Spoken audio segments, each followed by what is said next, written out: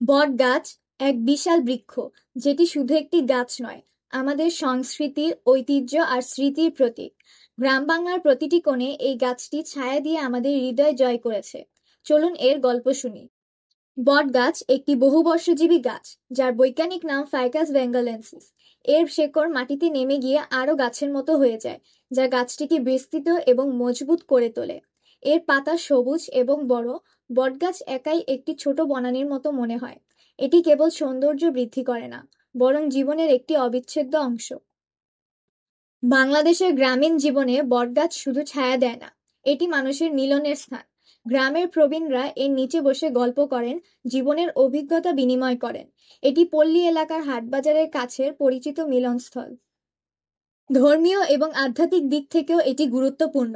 হিন্দু ধর্মে বটগাছ পবিত্র এবং পূজার উপকরণ। পাশাপাশি এটি মাটি ক্ষয় রোধ করে এবং পশু পাখির আশ্রয়স্থল হিসেবে কাজ করে। বটগাছ নিয়ে প্রচলিত অনেক লোককথা আছে। অনেকের ধারণা এর নিচে রাতে ভূত বা অপদেবতার বসবাস। তবে এটি শুধু ভয়ের গল্প নয়। কথিত আছে, বটগাছের নিচে প্রার্থনা করলে ইচ্ছা পূরণ হয়। বিবাহিত নারীরা সন্তান প্রাপ্তির আশায় বটগাছের পূজা করেন। ঐতিহাসিকভাবে প্রাচীনকালে রাজা মহারাজারা বটগাছের নিচে সভা করতেন। এটি তখন শান্তি এবং আলোচনার প্রতীক ছিল।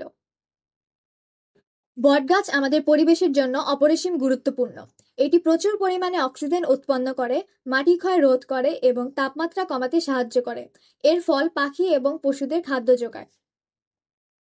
বটগাছ প্রকৃতির এক বিস্ময়কর উপহার। এটি শুধু আমাদের ছায়া দেয় না, এটি আমাদের ঐতিহ্য, স্মৃতি, মিথ আর ভালোবাসার প্রতীক।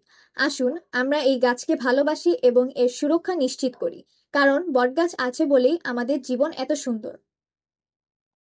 আজ এখানেই শেষ। আল্লাহ হাফেজ। আসসালামু আলাইকুম।